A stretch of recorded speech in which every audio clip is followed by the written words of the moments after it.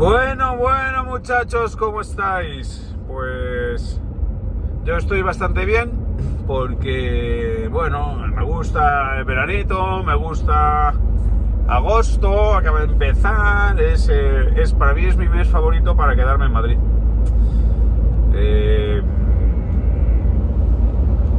¿Cómo mejor se está? Porque el lujo es la poca gente. O sea, para mí eso es el lujo, ¿no? Digamos, la soledad. Yo, bueno, pues tengo discusiones con mi mujer por esto, porque claro, hombre, ya cuando tienes hijos en edad escolar, pues entonces ya te tienes que coger las vacaciones cuando les dan las vacaciones a los niños. Y entonces, pues tal, pero a mí, yo es que salir de Madrid de los atascos, para meterme en los atascos de las ciudades de veraneo, cuando se llenan, pues es que se me hace muy cuesta arriba. Yo, por ejemplo, cuando voy a Denia, yo cuando voy a ver a mis padres a Denia en julio o en agosto, pues es que me quedo en la casa que tenemos allí, un chalet que era de mis abuelos, y prácticamente no salgo. Estoy con mi madre allí, y aparte que allí se está fresco, tenemos un microclima, es que prácticamente no salgo porque todo se me hace muy incómodo. Hay mucho atasco para todo, vas a cualquier sitio, tienes que ir al supermercado, hay cola, hay atasco. En el pueblo no se puede aparcar porque está petado. Se ha construido tanto que la Denia que yo conocí cuando era niño es que no se parece en nada. Entonces hay gente por todas partes, hay coches por todas partes, los restaurantes están llenos, todo está lleno. En cambio, cuando pasa la temporada estival, bueno, está vacío y hay épocas deliciosas. Yo le dije a mi madre que, claro, cuando me di cuenta de lo que iba a pasar, porque yo percibí rápidamente lo del confinamiento, yo sabía, cuando pasó en China, sabía que iba a pasar en España. Se lo dije a mi mujer y al principio se reía de mí. Y yo, cuando según se iba acercando, ya estaba por Italia, le dije, hay que salir de aquí. Y entonces nosotros nos fuimos a Talavera de la Reina, a casa de mi suegra, pasar allí, y nos pilló allí la declaración del estado de alarma, y yo le dije a mi madre, tienes que irte. Y entonces vete a Denia. Y entonces mi madre pasó el confinamiento en un chalet en Denia.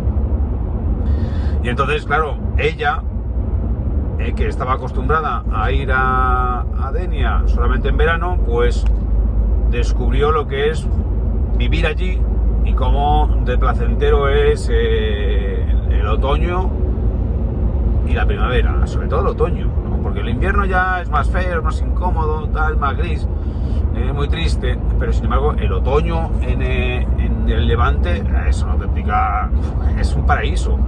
Entonces ahí es cuando todavía hace buen tiempo, no hace calor, pero hay mucha luz, mucho sol, entonces todavía hay negocios abiertos, en fin, se puede disfrutar de otra forma. Entonces a mí es cuando me gusta. Y a mí, por ejemplo, verano, pues me gusta pasar el máximo tiempo que pueda en Madrid.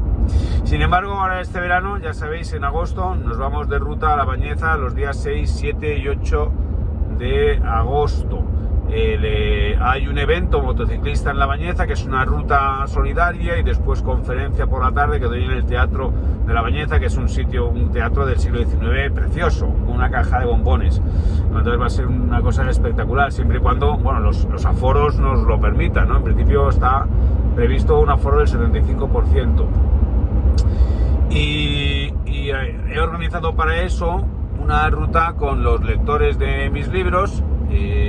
Se han producido algunas bajas de última hora, pues gente que tiene la cita de la vacuna para ese día, o gente que ha tenido lamentablemente un accidente, o que no le han dado las vacaciones, lo que sea, ¿no? Siempre hay bajas de última hora, a pesar de haberse inscritos.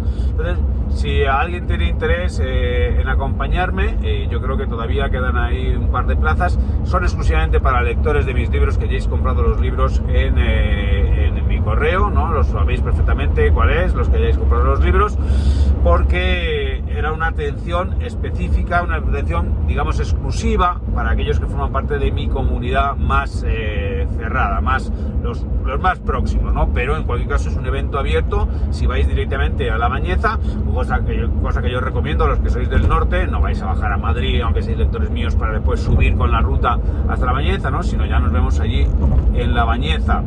Y entonces ahí hay que inscribirse en la web del Motoclub Bañezano, ¿no? Y yo creo que va a ser una cosa que, si las restricciones no lo permiten, va a ser muy chula. Así que nada, eso tiene buena pinta, porque van a ser 2 días de convivencia con mis lectores, acamparemos juntos, en fin, será una cosa chula para pasar a un nivel superior, es decir, no solamente cómo se me conoce a través de los vídeos, no solamente cómo se me conoce a través de los libros, que es como mejor se me conoce, ¿no? Sino ya también conviviendo conmigo, acampando cerca de mi tienda de campaña y viéndome cuando me levanto por la mañana la cara de sueño. Y después de las cosas que os he estado comentando últimamente, pues ¿qué podríamos seguir en cuanto a los comentarios, ¿no? O sea, yo ya os he hablado del fenómeno este de las religiones, ¿no? Como siempre hay una religión dominante, porque la historia de la humanidad es la historia de sus credos, ¿no? Ha habido siempre religiones que se han ido sustituyendo unas por otras, ¿no? Por ejemplo, en nuestro periodo, digamos, romanizado, ¿no? Los romanos pues tenían sus religiones, que además era muy curioso, porque los romanos prosperaron porque eran un pueblo que no solamente se impuso manu militari y creó su imperio, sino que captaba, ¿no? O sea, cooptaba a los dioses de otros pueblos a los cuales conquistaba y los hacía suyos, los incorporaba a su panteón. De hecho, es muy curioso cómo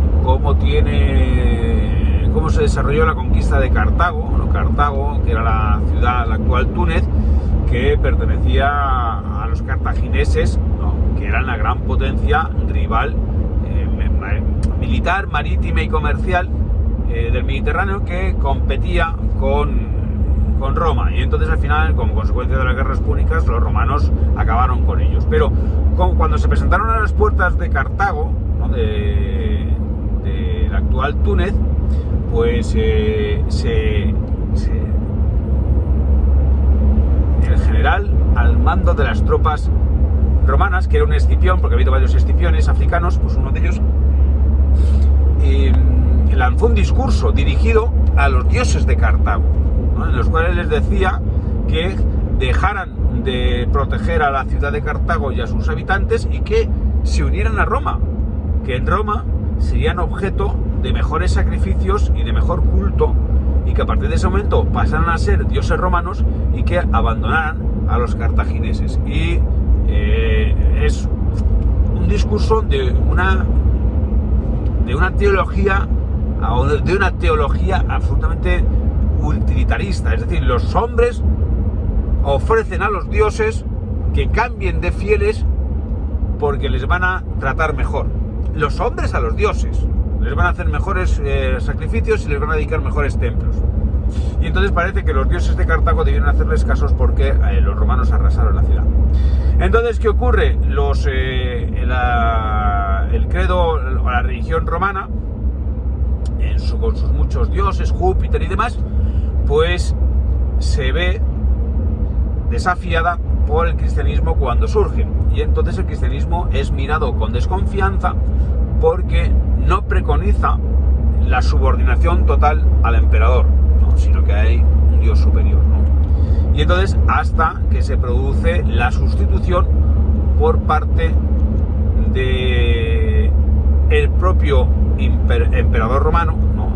Acepta la religión cristiana y la declara oficial en todo el imperio. Y entonces ahí es cuando la religión cristiana deja de ser un culto subterráneo y se convierte en el culto oficial, en el culto imperial, y por tanto se convierte en instrumento del poder terrenal. Y yo creo que eso es lo peor que le pudo pasar a la religión cristiana y lo que motivó las persecuciones, en fin, todas estas cosas, ¿no? Y que, por ejemplo, la desaparición de todos los templos egipcios que ahora mismo del antiguo Egipto solo queden ruinas, es como consecuencia de la entronización del cristianismo como religión oficial del imperio, porque entonces lo que se ordenó fue derribar los templos de los antiguos dioses a Ra y Amón, que existían en Egipto, porque contradecían la nueva fe imperial, ¿no? Y la fe imperial en Egipto era la fe romana, porque Egipto primero estuvo conquistado por Alejandro Magno, después por la dinastía gobernada por la dinastía de los Ptolomeos, que eran descendientes de un rey, de un general de Alejandro Magno, Ptolomeo, cuando murió Alejandro Magno, y después, que la última reina de esa dinastía fue Cleopatra, fue provincia romana. Y entonces, cuando el imperio romano se dividió entre Oriente y Occidente, pues Egipto quedó en manos del imperio bizancio, que eran cristianos. Por eso hay tantos cristianos en Egipto, que son los cristianos coptos que proceden de aquella época. Como veis, todo está relacionado. Que conocer un poquito el mundo te permite, no sé, establecer las conexiones y comprenderlo todo, ¿no? Comprender las cosas un poquito mejor. Bueno, pues entonces, ¿qué ocurre? La religión cristiana, que ha sido religión imperial y después religión estatal, instrumento del poder terrenal, porque aquí en España fue la religión del régimen durante la época de Franco, pues la religión cristiana, la religión católica, ha perdido su hegemonía, y ahora mismo tenemos otro tipo de religión, ¿no? Que es la religión esta de la educación por la ciudadanía, la igualdad, la justicia social, la defensa de esta nueva política identitaria, todas estas cosas. Y entonces, ¿qué ocurre? Todas las religiones tienen sus sacerdotes y todas las religiones tienen sus guerreros, porque una de las cosas también que yo ya os he explicado en alguna ocasión es que toda división social, toda estructura social se hace a través de tres grupos sociales distintos. La base, la masa, que somos todos, los currantes, los artesanos, los comerciantes, la gente que cotiza. Después están los guerreros, que son aquellos que combaten contra otros grupos externos, y sobre todo aquellos que controlan el orden y la paz interior dentro del grupo. Es decir, los que imponen la ley y los que aplican los castigos son los guerreros. Y estos, que es un grupo de privilegio, tienen siempre una relación de amor-odio con el grupo de los sacerdotes, porque a veces los sacerdotes están por encima, pero los sacerdotes necesitan siempre los guerreros. Los guerreros son los que imponen la paz de acuerdo con la doctrina, y la doctrina es la que importa en los sacerdotes. Y otras veces, en las sociedades muy militarizadas, son los guerreros los que mandan y los sacerdotes están subordinados a ellos, pero siempre están en un permanente conflicto para ver quién manda más, si sacerdotes o guerreros, ¿no? Y estas son las castas que reconocen los hindúes, ¿no? Los brahmanes, los guerreros y los demás, ¿no? Entonces, esto procede de la época muy antigua de los pueblos indoeuropeos. Ya establecían base social de la masa, de los curritos, guerreros y sacerdotes. Y entonces, ¿qué ocurre? Los guerreros en la época de hace 50 o 60 años pues eran los militares, y los sacerdotes eran los curas. Pero esa hegemonía social se ha desvanecido, y ahora los guerreros son otros. Los guerreros son guerreros son los que van a las marifas. Esos son guerreros del nuevo credo social, o sea, de la nueva doctrina. Porque la nueva doctrina, que se apoya en estos sacerdotes, tiene también sus fundamentalismos. Todas las religiones tienen sus fundamentalismos. Entonces, ahora nos encontramos que los sacerdotes, digamos, oficiales de la nueva doctrina son los periodistas y los medios de comunicación, que se dedican a despachar carnés de quiénes son buenos y malos. Y después existen una serie de, digamos, predicadores, ¿no? Predicadores fundamentalistas, que son los que habitan en las redes sociales, ¿no? Que son estos que lanzan anatemas, fatwas, ¿no? Y entonces digamos, encabezan campañas de linchamiento en redes sociales de aquellos que se les ha ocurrido decir lo que consideran ellos pecados, ¿no? O inconveniencias. Bueno, muchachos, os dejo, que se me ha taponado un oído y me está molestando bastante, ¿eh? Ya sabéis, comprad un libro en miquelsilvestre.com y los mando dedicados y así formáis parte del núcleo duro de mi comunidad, que son los mejores. Very good, my friend.